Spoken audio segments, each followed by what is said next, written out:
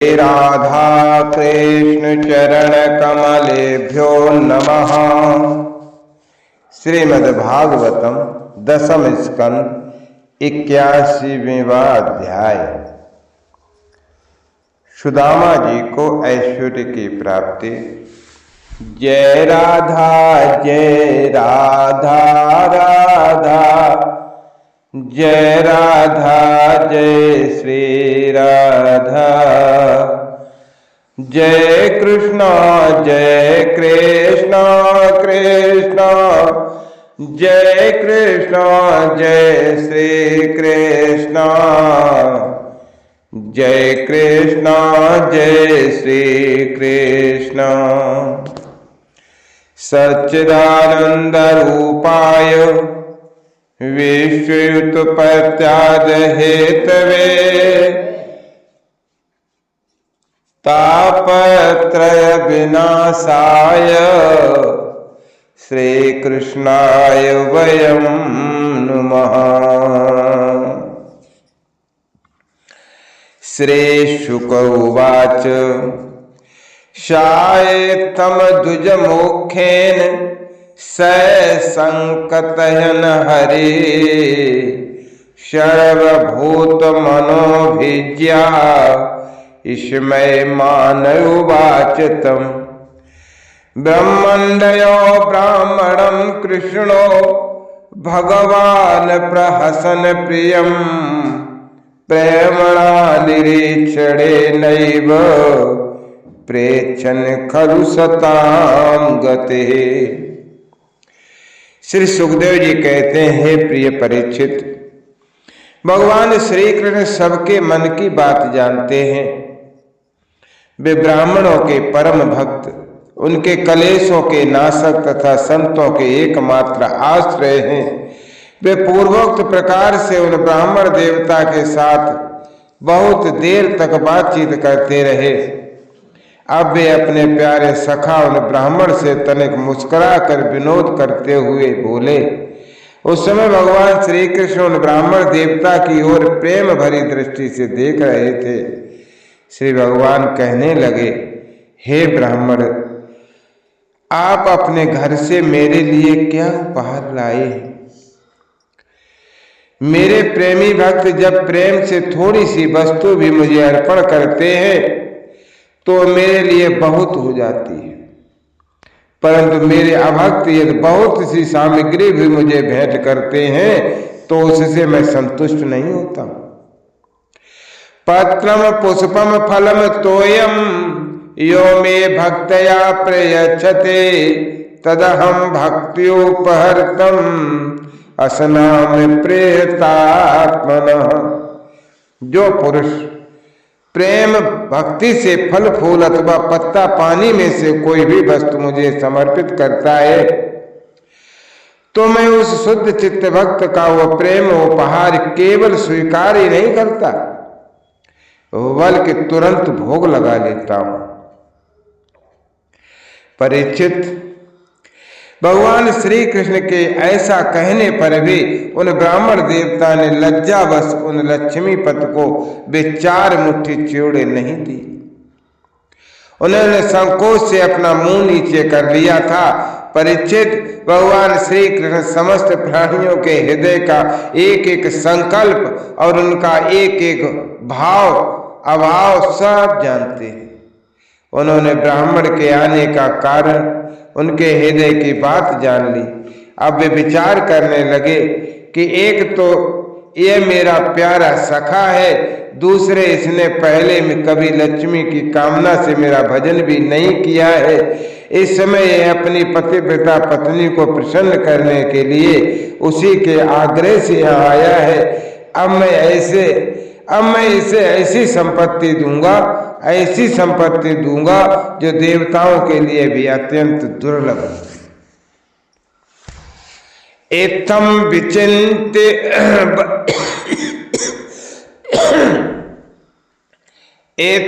विचिन्त्य वसनांचीर बद्धान द्विजन्मनः स्वयं जहार किमिदमित पृथक तंडुलाना।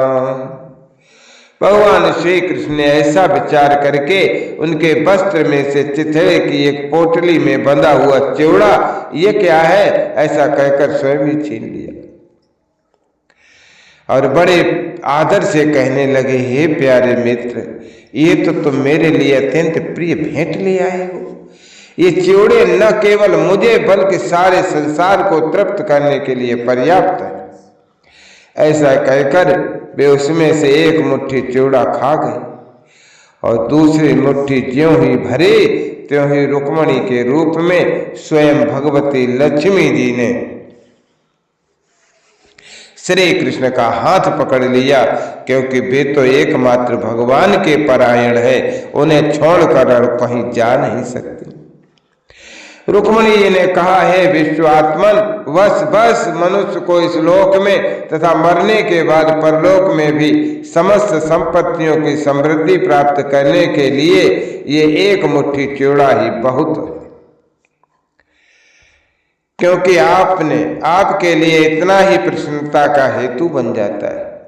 परीक्षित, ब्राह्मण देवताएं उस रात को भगवान श्री कृष्ण के महल में ही रहे।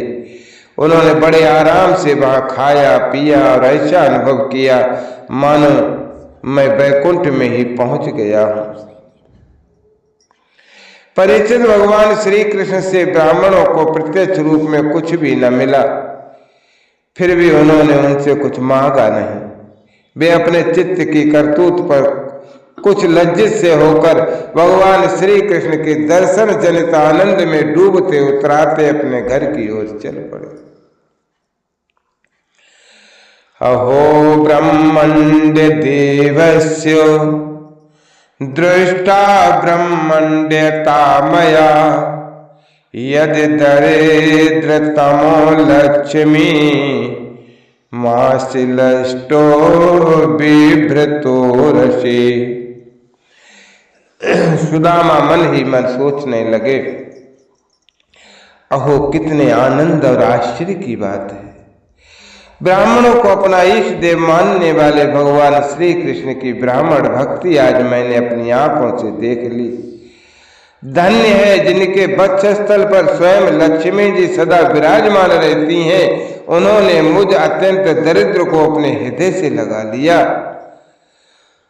क्वाहम दरिद्रा पापियान क्व कृष्णा श्री निकेतना ब्रह्म बंधु रितेस्माहम बाहुभ्याम परिरंभिता। कहाँ तो मैं अत्यंत पापी दरिद्र और कहाँ लक्ष्मी के एकमात्र आश्रय भगवान श्री कृष्ण, परंतु उन्होंने ये ब्राह्मण है ऐसा समझकर मुझे अपनी भुजाओं में भरकर हृदय से लगा लिया। इतना ही नहीं, उन्होंने मुझे उस पलंग पर सुलाया जिस पर उनकी प्राण प्रिया रुक्मणी जी शयन करती हैं, मानो मैं उनका सगा भाई हूं। अरे कहाँ तक कहूं, मैं थका हुआ था, इसलिए स्वयं उनकी पटरानी रुक्मणी जी ने अपने हाथों चवल डुलाकर मेरी सेवा की। ओह, देवताओं के आराध्य देव होकर भी ब्राह्मणों को अपना ईश देव मानने वाले प्रभु ने मेरे पांव दबाकर अपने हाथों से खिला पिलाकर मेरी अत्यंत सेवा शुश्रूषा की और देवता के समान मेरी पूजा की। स्वर्ग, मोक्ष, पृथ्वी और रसातल की संपत्ति तथा समस्त योग सिद्धियों की प्राप्ति का मूल उनके चरणों की पूजा ही तो है। फिर भी परम दयालु भगवान श्री कृष्ण ने ये सोचकर मुझे थोड़ा सा भी धन नहीं दिया कि कहीं ये दरिद्र धन पाकर बिल्कुल मतवाला न हो जाए और मुझे न भूल बैठे। इस प्रकार मन ही मन विचार करते करते ब्राह्मण देवता अपने घर के पास पहुंच गए।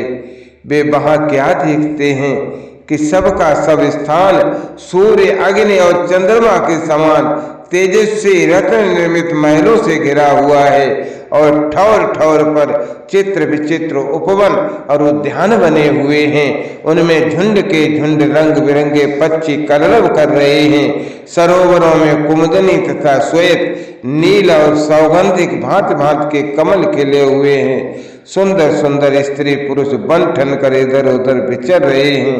उस स्थान को देखकर ब्राह्मण देवता सोचने लगे, मैं ये क्या देख रहा हूं? ये किसका स्थान है? यदि ये वही स्थान है जहां मैं रहता था तो ये ऐसा कैसे हो गया? इस प्रकार वे सोच ही रहे थे कि देवताओं के समान सुंदर सुंदर स्त्री पुरुष गाजे बाजे के साथ मंगल गीत गाते हुए उस महाभाग्यवान ब्राह्मण की अगवानी करने के लिए आए।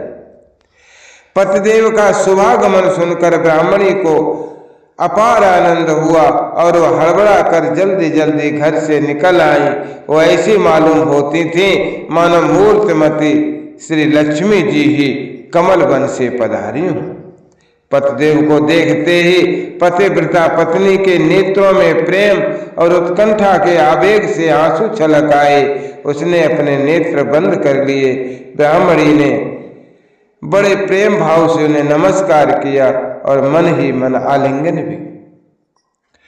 प्रिय परीक्षित, ब्राह्मण पत्नी सोने का हार पहनी हुई दासियों के बीच में विमान स्थित देवांगना के समान अत्यंत शोभायमान एवं दैदीप्यमान हो रही थीं। उसे इस रूप में देखकर वे विस्मित हो गए। उन्होंने अपनी पत्नी के साथ बड़े प्रेम से अपने महल में प्रवेश किया। उनका महल क्या था, मानो देवराज इंद्र का निवास स्थान हो।